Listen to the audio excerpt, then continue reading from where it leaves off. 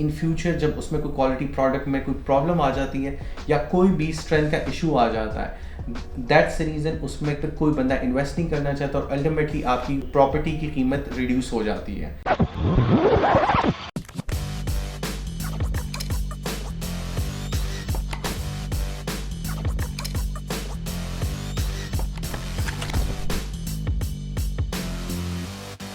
Client जब भी low quality products पे इन्वेस्ट करता है तो उनको ऑन द स्पॉट फ़ायदा तो हो जाता है, लेकिन इन फ्यूचर जब उसमें कोई क्वालिटी प्रोडक्ट में कोई प्रॉब्लम आ जाती है या कोई भी स्ट्रेंथ का इशू आ जाता है, दैट्स द रीज़न उसमें फिर कोई बंदा इन्वेस्ट नहीं करना चाहता और अल्टीमेटली आपकी प्रॉपर्टी की कीमत रिड्यूस हो जाती है।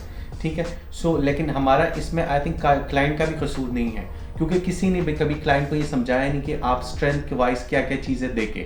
आई थिंक स्ट्रेंथ वाइज अगर हम लोग देखें, सबसे पहली चीज़ जो हमें देखनी चाहिए दैट इज़ कि हम रेक्टर स्केल देखें। हमें एक बड़ा अच्छा एक पैरामीटर मौजूद है कि हम देखें कि ये कितने रेक्टर स्केल पर डिज़ाइन हुआ है, और हमें पाकिस्तान का हमें पता होना चाहिए कि पाकिस्तान में अगर है तो हमें मैक्सिमम जो ज़लज़ला आया था या अर्थक्वेक जो मैक्सिमम आई है दैट इज़ 7.6। तो हमें पाकिस्तान में अगर हम कोई भी प्रॉपर्टी अवेल कर रहे हैं तो उसकी एटलीस्ट 7.6 से वैल्यू ज़्यादा होनी चाहिए।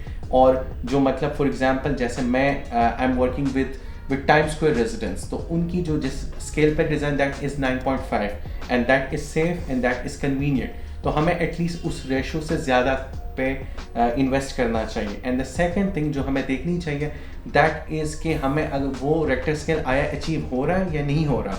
ठीक है, आई थिंक हमें ये दूसरा चीज़ ये भी देखना चाहिए कि इसका एक बड़ा बेहतरीन फार्मूला है एंड दैट इज़ PSI।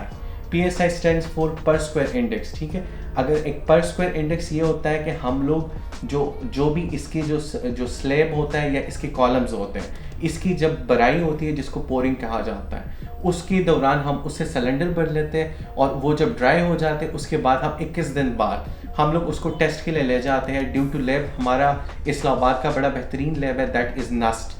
तो उधर हम लोग नस्ट में नाइस में टेस्ट कर देते हैं, उधर हमें पता चल जाता है थ्रू हाइड्रोलिक टेस्ट कि इसकी स्ट्रेंथ कितनी है।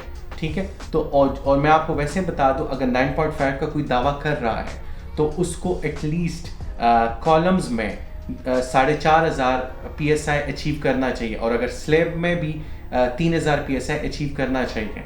और अगर आप बिल्डर से ये पूछ सकते हैं कि मुझे ये टेस्ट दिखा दें, उन्होंने स्टार्ट में ज़रूर ये टेस्ट किए होंगे, तो उससे आपको पता चलेगा कि स्ट्रेंथ उनकी कितनी आई है।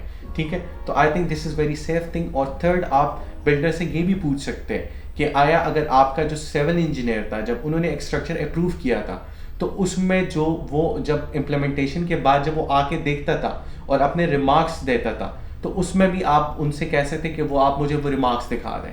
तो आई थिंक ये 3 स्टेप से जब आप कोई भी प्रॉपर्टी देखते हैं तो आपको काफ़ी एक सेफ और काफ़ी ज़्यादा कन्वीनियंट प्रॉपर्टी मिलती है। तो आई थिंक आपको ये तीनों चीज़ें देखनी चाहिए।